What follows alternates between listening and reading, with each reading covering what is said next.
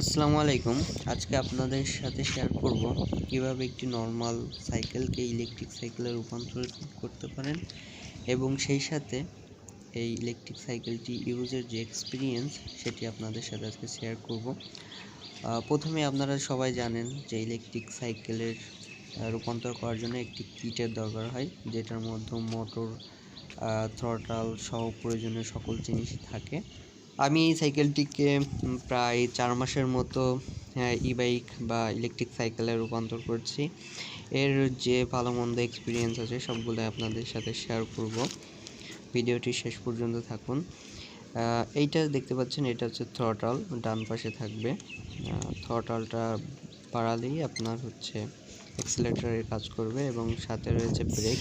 দুই পাশের ব্রেকই কিন্তু অটোমেটিক ক্লাসের কাজ করে। যখন আপনি ব্রেক প্রেস করবেন তখন কিন্তু মোটরের থেকে পাওয়ার অটোমেটিক ডিসকানেক্ট হয়ে যাবে এবং মোটরে কিন্তু থ্রটাল যতই ঘোরান না কেন ব্রেক চাপা অবস্থায় আপনার মোটরের স্পিড বাড়বে না। সিস্টেমটা খুবই আধুনিক সিস্টেম। দেখতে পাচ্ছেন গাড়িটির লুক। সামনে কিছু জিনিস আমি এক্সট্রা লাগিয়েছি, যেমন এখানে একটি হর্ন লাগানো আছে, হর্নটি এক্সট্রাভাবে লাগানো, এবং এখানে যে সুইচ বাটনগুলো আছে এগুলো এক্সট্রাভাবে লাগানো, যেগুলো কিটের সাথে থাকবে না।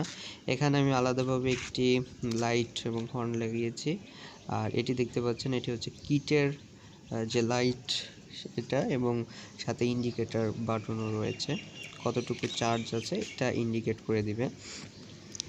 আর পিছন দিকে দেখতে পাচ্ছেন, এখানে আমি কিন্তু আমার যে 8 গিয়ারের যে ফ্রি হুইলটা ছিল সেটাই আমি এখানে ইউজ করেছি।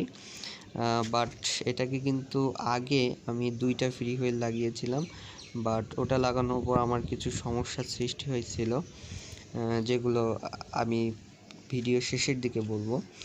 আর এখানে দেখতে পাচ্ছেন আমি কন্ট্রোলারটাকে হচ্ছে শিমানো ব্যাগের মধ্যে কন্ট্রোলার এবং কিছু টুলস বক্স ওখানে অ্যাড করেছি। এটা হচ্ছে সামনের সাইড থেকে লুক আপনারা দেখতে পাচ্ছেন। এই যে অংশটা দেখতে পাচ্ছেন এখানে শুধুমাত্র ব্যাটারি ইউজ করা হয়েছে, মানে ব্যাটারি রাখা হয়েছে, এটা ব্যাটারির বক্স। দুইটা কিন্তু 30 অ্যাম্পিয়ারের, টোটাল 60 অ্যাম্পিয়ারের হিউজ ব্যাটারি এখানে ইউজ করা হয়েছে, যেটা থেকে কিন্তু আপনি মাইলেজ পাবেন প্রায় 50 কিলোমিটারের উপরে। আপনাদেরকে আমি সাইডে দিয়ে দিব।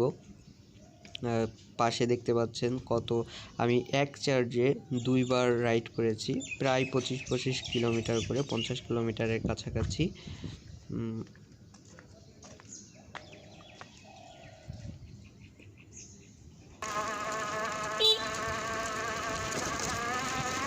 ব্যাটারিতে যখন ফুল চার্জ থাকবে তখন আপনি স্পিড বেশি পাবেন। আপনি ব্যাটারি ফুল চার্জে টপ স্পিড পেতে পারেন 24-25 এইভাবে, এবং এভারেজ স্পিড কিন্তু আপনার 20+ থাকবে অলওয়েজ।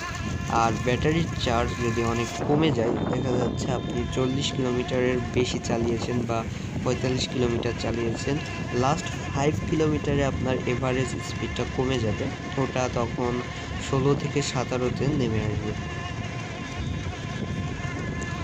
সাইকেলের কিছু আপনি স্টিল পিকচার দেখুন এবং সেই সাথে কিছু কথা বলি। প্রথমত, আপনার ফ্রি হুইল চেঞ্জ করার প্রয়োজন নাই যদি আপনি এই প্রকারের ব্যাটারি ইউজ করেন, কারণ এই 60 অ্যাম্পিয়ারের ব্যাটারি ইউজ করলে অনায়াসে আপনার 50 কিলোর উপরে চলে যাবে, সুতরাং আপনার প্যাডেল ইউজের প্রয়োজন হবে না। সেক্ষেত্রে আপনি শুধুমাত্র চেনটি খুলে বা চেনটি ছোট করে মোটরের সাথে লাইন করে দিবেন এবং মোটরটি সেট আপ করে দিলে আপনার এক্সট্রা কোনো কাজ করা লাগবে না।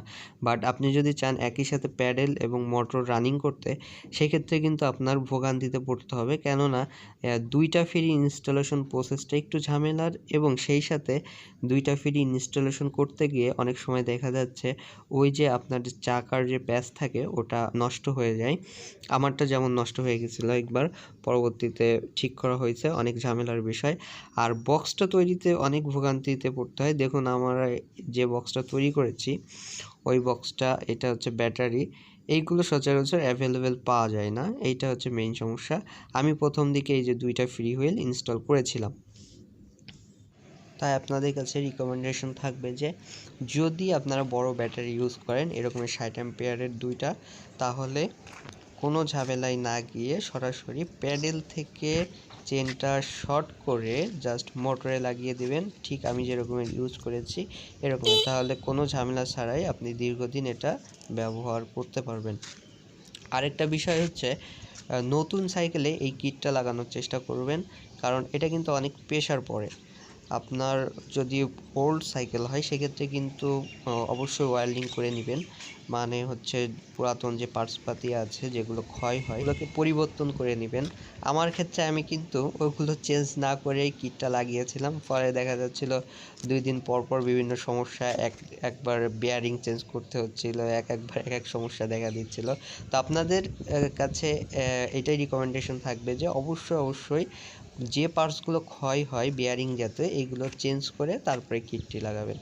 আশা করি আপনাদের কোনো সমস্যা হবে না। ধন্যবাদ ভিডিওটি শেষ পর্যন্ত থাকার জন্য। ভিডিওটি ভালো লাগলে লাইক, কমেন্ট এবং শেয়ার করতে ভুলবেন না।